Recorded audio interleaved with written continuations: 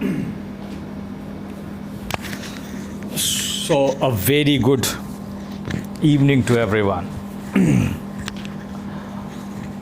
बढ़िया शाम है और आज आपको मैं इस समय अजामिल की कथा सुनाने जा रहा हूँ। अजामिल की कथा एक महत्वपूर्ण चीज़ है जिसमें शायद भगवान के नाम का उच्चारण या भगवत नाम के उच्चारण अंतिम समय में या भगवत नाम का जाप करने से मुक्ति मिल सकती है। ये इस चीज़ का द्योतक है। ये कथा या प्रसंग जो स्वयं भगवान द्वारा ही रचित होगी, क्योंकि ये अद्भुत प्रसंग है। आपसे कहता हूँ और आप सुनो इसको। और मैं आपसे सच कहता हूँ, केवल इस कलयुग में नाम जपना ही सब कुछ है। चाहे वो बड़े बड़े संत रहे हों, चाहे वो नानक रहे हों, सबने नाम के जपने की महिमा कही है। ये प्रसंग दिव्य प्रसंग है, ये श्रीमद् भागवत का प्रसंग है और ये अद्भुत प्रसंग है। आपसे सच कहता हूँ, ये एक अद्भुत प्रसंग है। ठीक है। अजामिल जो कि एक ब्राह्मण कन्नौज के थे, वो भगवत ध्यान, भगवत क्रियाओं में लगे रहते थे। उनका एक रूटीन था, उनका एक पैटर्न था। सुबह शाम भगवत भक्ति करना, सूर्य से प्रार्थना करना, ये करना, अच्छे कार्य करना। इंद्रियों में संयम था, मन पे संयम था, वाणी पे संयम था, तीनों पे संयम था। और इतना सब होने के बाद, संयमित होने के बाद, वो पूर्ण रूप से भगवान की भक्ति में रहते थे। लेकिन एक दिन जंगल से जाते समय उन्होंने एक स्त्री और पुरुष को रति क्रिया में देखा और उससे धीरे धीरे उसको देखने से उनके अंदर उसको ग्रहण उन्होंने कर लिया और उनके मन में वो अभिलाषा जागी।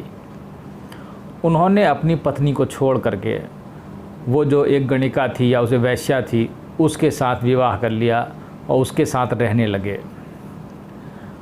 तो आप समझ सकते हैं कि आपको ये कहानी, एक बात मेरी बात हमेशा ध्यान रखिएगा, जैसा दिखाई देता है वैसा होता नहीं है, उसका ठीक उल्टा हो रहा होता है। अगर आपको ये दिखाई दे रहा है कि वो वैश्या के प्रेम में पड़ गए, ऐसा हो गया, ऐसा, अभी इसको मैं आपको डिटेल में समझाऊंगा, इसकी एनालिसिस की ये क्या चीज़ है। उसके बाद वो एक सदाचारी पुरुष से दुराचारी पुरुष बन गए। उसको अपनी पत्नी रूपी उस महिला को खुश करने के लिए वो डाका, चोरी और दुनिया जुआ खेलना, ये सब काम करने लगे, जो कि वो नहीं मतलब कर सकते थे। वो सदाचारी आदमी थे, वो दुराचारी हो गए और सबको परेशान करना, प्रताड़ित करना, ऐसे करने लगे। अब एक बार ऐसा कथा है, ऐसा कहा गया है कि कुछ ब्राह्मण आए, उनके 9 पुत्र हो गए ऐसे कर करके। कुछ गांव में साधु संत की टोली कोई घूमने आई, तो गांव वाले से, क्योंकि सब उससे डरते थे अजामिल से, तो उन्होंने कहा, उनके घर भेज दिया उस साधु की टोली को कि जाओ उनके यहाँ जाके खा लो खाना। तो वो निकली उनकी पत्नी और कहने लगी, यहाँ से चले जाओ। जो वैश्या थी, उन्होंने, जो पहले वैश्या थी, उन्होंने कहा यहाँ से चले जाओ, मेरे पति बहुत वो हैं। तो उन्होंने कहा चलो कोई बात नहीं, हमें कुछ खाने को दे दो। तो उन्होंने कुछ खाना लिया, कच्चा आटा चावल उसे लेके गए और पकाने लगे। जब साधुओं ने खाया उसको, तो जब उसे खाया तो उसके खाने से उनको कुछ आभास हुआ कि हाँ, ये मतलब ये किसी सही घर का अन्न है। तो वो उस घर में वापस पहुँचे।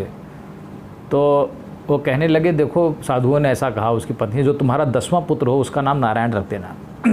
ठीक है। तो 10वां पुत्र भी हो गया। अब ये जो अजामिल था, ये दिन रात उस पुत्र को देखते, उसकी लीलाओं को देखते, उसमें आनंद लेते, उसका नाम नारायण रख दिया। तो दिन भर नारायण नारायण नारायण नारायण कहते रहते थे। तो ये दुराचारी से सदाचारी होने मतलब ये नाम जपने लगे। अब हुआ ये, ऐसे करते करते बड़े साल बीत गए, वे बूढ़े हो गए। अब जब ये मरने को थे तो लेटे हुए थे, तो इन्होंने देखा कि यमदूत आए हुए हैं। तो यमदूत इनके शरीर से, शुभ शरीर से अजामिल को खींच रहे हैं बाहर। और लेकिन अब इनको तो मोह अपने बच्चे से था, तो उनके चिल्लाना शुरू कर दिया, नारायण नारायण नारायण। तो जब इन्होंने नारायण नारायण पुकारा तो भगवान के पार्षद आ गए वहाँ। भगवान के पार्षदों ने बात सुनी, भगवान ने पार्षदों ने कहा ये कौन आफत में पड़ गया। तो तुरंत आए, उन्होंने यमदूत से इन्हें बचाया और इन्हें थोड़ी और आयु दे दी। इन्होंने कहा छोड़ो इसको। तो अब सिर्फ नारायण नाम जपने से उनकी मृत्यु टल गई उस समय। और उसके बाद वो समझ गए और बड़े लज्जित हुए और वो हरिद्वार जा कर के भगवान पूजा और इन्हीं सब में लीन हो गए और फिर वहाँ से इन्हें समाधि हो गई। वहाँ से प्रभु के पास विमान आया पार्षद लेकर के और उन्हें विमान में बैठा के प्रभु के लोक ले गए। ये तो अजामिल की कथा थी जो मैंने आपको समझा दी और आपकी समझ में आ गई होगी। अब इसके कई महत्वपूर्ण बिंदु हैं जो मैं आपको समझा देता हूँ और मेरी बात याद रखिएगा, जो कहता हूँ वैसा ही है। पहली बात तो नाम, भगवान के नाम के जपने से बड़ी कोई चीज़ इस कलयुग में है ही नहीं, क्योंकि वो हृदय को साफ़ करती है। अब कुछ बेसिक चीज़ें समझ लीजिए। किसी भी मनुष्य का जब जन्म होता है तो वो संकल्पों से होता है। बिना संकल्प के कोई प्राणी इस लोक में नहीं पैदा होता। जब तक तुमने अपने पूर्व जन्म में कोई संकल्प या डिज़ायर्स जो अधूरे रह गए थे वो उन्हीं को पूरी करने के लिए आप आते हो यहाँ पर। नहीं तो आपकी यहाँ ज़रूरत नहीं है। अगर आपने कुछ भी नहीं सोचा हो, कुछ भी नहीं किया हो, तो आपकी कुछ इच्छा नहीं है, आपकी कोई मतलब ज़रूरत नहीं है यहाँ पे। इसलिए यहाँ पे जितने भी जीव हैं वो सब इच्छित हैं, समझ रहे हैं, वो डिज़ायर से भरे हुए, वासनाओं से भरे हुए, तभी आप हो यहाँ पे, नहीं तो आप नहीं हो यहाँ पर। अगर जिस दिन आपकी इच्छाएँ, डिज़ायर्स, यहाँ वासनाएँ ख़त्म हो जाए तो आप यहाँ पर नहीं रहोगे। तो अजामिल भी ऐसे ही पैदा हुआ होगा, लेकिन जब अजामिल में थोड़ा विशेष कुछ बात रही होगी, समझ रहे हैं, क्योंकि वो उसने कुछ उत्तम कर्म किए होंगे। तो वो पहले सदाचारी था, लेकिन धीरे धीरे उसका पतन हो गया। अब देखिए, परमेश्वर को जिसको छुड़ाना होता है वो उसको उस तरीके से निकाल ले जाता है। जीसस ने भी कहा है, unless and until I am not going to wash every part of you, you can not be a part of me. परमपिता परमेश्वर के लोक जाना या उनका एक हिस्सा हो जाना, जानते हो उसका क्या मतलब है? उसका मतलब ये है कि तुम्हारी पहले अच्छे से सफाई की जाएगी, वासनाएं, तृष्णाएं, काम, क्रोध सब धो दिया जाएगा। अब परमेश्वर को जिसको निकालना होता है वो उल्टा दिखाई देगा। तुम देखोगे कि अजामिल ने देखा कि एक स्त्री और पुरुष संभोग कर रहे हैं और वो उनमें रत हैं, तो उसके अंदर उसको ग्रहण किया उस स्त्री के प्रति। क्या तुम ये नहीं सोचते हो जिस स्त्री ने ऐसा पुत्र पैदा कर दिया जिससे अजामिल उद्धार होकर चला गया, क्या वो साधारण स्त्री रही होगी? अब वो कहने को तो वो वैश्या है। ये जितनी भी इस प्रकार की स्त्रियाँ हुई हैं, रंभा, ये सब जितनी भी होती हैं, ये सब दिव्य स्त्रियाँ होती हैं। ये कोई साधारण स्त्रियाँ नहीं होती। इनका प्रोग्राम है, देयर प्रोग्राम्स। अजामिल का उद्धार करना है, परमेश्वर को मालूम है, और परमेश्वर जो चीज़ ठान लेते हैं वो उनको करना ही होता है। उनका संकल्प है कि अजामिल को हम निकालेंगे। अवतार की बात अलग है, लेकिन एक साधारण मनुष्य को निकालना बहुत बड़ी बात है। अब चूंकि उसके कर्मों की लिस्ट भगवान ने खंगाली होगी, तो देखा होगा उसकी इतनी अतृप्त इच्छाएँ हैं, समझ रहे हो, इतनी अतृप्त इच्छाएँ हैं, बच्चे पैदा करने की इतनी इच्छाएँ हैं, इतनी संभोग करने की इतनी इच्छाएँ, लालसाएँ बची हुई हैं। तो परमेश्वर ने एक लीला रच दी, उसको दिखाया और उससे उसकी शादी करा के उतने बच्चे भी पैदा कर दिए। इससे उसकी जो, और उसके अंदर जुआ, दुराचार, ये सब भरा था जितना, वो सब निकाला, उसको उसे खाली किया गया करवा करवा करके। ये परमेश्वर का तरीका है, समझ रहे हैं कैसे? वो तुम किसी को अगर उसे निकालना हो तो किसी भी तरीके से निकालेगा, और परमेश्वर को इससे मतलब ही नहीं कि तुम क्या कर्म कर रहे हो। उसे अगर निकालना है तो निकालना है, तुम पापी हो, दुराचारी हो, बस उसे मतलब नहीं है। उसे अगर तुम्हें निकालना है तो वो किसी ना किसी तरीके से तुमको निकालेगा। He will take you out. ये उसका एक बेसिक फंडा है। वो उसके संचित कर्म जितने थे उनको सबको पूरा कराया उन्होंने, किसी के भी माध्यम से कराया हो, वैश्या के माध्यम से, जुए, बिजली, खिचड़ी, चोरी, डाका सब करवा दिया उससे। और उसके बाद उसको, जब वो इन सबसे उसकी इच्छा थोड़ी थोड़ी भर गई होगी, नेचुरल सी बात है, धीरे धीरे करके उसकी इच्छा भरी होगी, फिर उन्होंने एक नारायण रूपी पुत्र पैदा कर दिया वहाँ पर, उसका नाम है नारायण रख दिया, ठीक है। तो नाम जपते जपते जपते जपते जपते जपते उतने समय में उसका हृदय साफ हो गया। और फिर उसके बाद जब उसका इतने समय में नारायण जपते हृदय साफ हो गया, तो प्रभु ने कहा ठीक है अब इसको बुला लेते हैं। तो उन्होंने यमदूतों से उसको बचा करके बाद में उसका उद्धार कर दिया।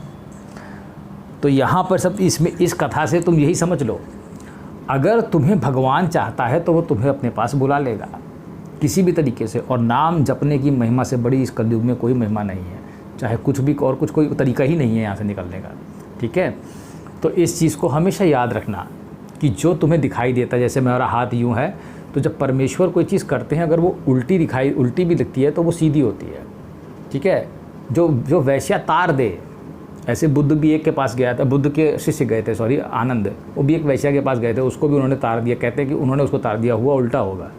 तो चीज़ें जो हैं, जो दिखती हैं यहाँ पे, वैसी नहीं है। अजामिल वैश्या के पास नहीं जा रहा, उसको दिखाया जा रहा है, वो खींच रहा है, ठीक है, कि ऐसा करोगे ऐसा ऐसा हो जाएगा। और तो भगवान का तरीका ऐसा ही है भक्तों के लिए, वो उल्टे तरीके से काम करवाता है, ठीक है। लेकिन वो उस समय आया कि यार ये तो उल्टा हो गया, तो दुराचारी हो गया, लेकिन उल्टा होकर के क्या हुआ कि ही वॉज फ्रीड। वो इस कर्म और जितने भी उसके संकल्प थे भगवान ने पूरे करा दिए, क्या ठीक है अब चलिए, अब चलने का समय हो गया। तो इस प्रकार से परमेश्वर का काम होता है, और ये अजामिल की कथा से सिद्ध होता है कि परमेश्वर किस तरीके से काम करते हैं। परमेश्वर जो काम होता है उसको उल्टा दिखाई देगा आपको, लेकिन वो होता सीधा है। चाहे वो मीरा हो चाहे कोई हो, कठिनाइयाँ सब पैदा करते रहते हैं और उसके बाद अपने भक्तों का तारण करते रहते हैं। ठीक है, चलिए इस प्रकार से आप समझ गए होंगे अजामिल की कथा को। धन्यवाद।